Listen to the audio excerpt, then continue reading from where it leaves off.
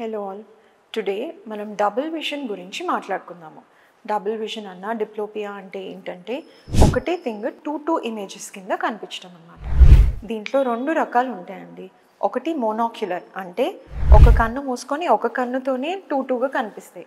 ఇంకోటి ఏంటంటే రెండు కళ్ళతో చూస్తే టూగా కనిపిస్తాయి. ఒక కన్ను మూసేస్తే నార్మల్గా కనిపిస్తుంది అనమాట.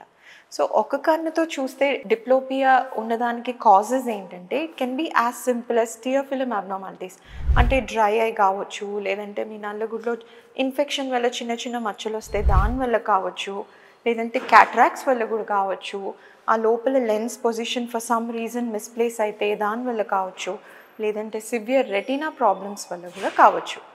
అదే రెండు కళ్ళతో చూస్తే మీకు రెండుగా కనిపిస్తుందంటే that is usually because of squint, మెల్లకన్ను వల్ల. మెల్లకన్ను ఎందుకు వస్తుంది? చాలా కారణాలు ఉన్నాయండి.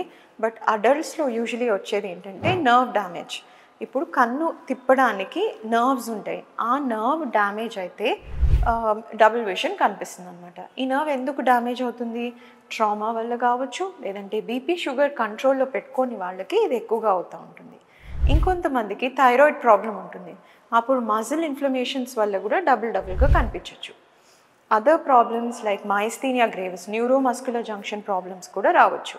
సో డబుల్ విజన్ ఉంది అని అంటే even for a second please come to the hospital and get your self evaluated.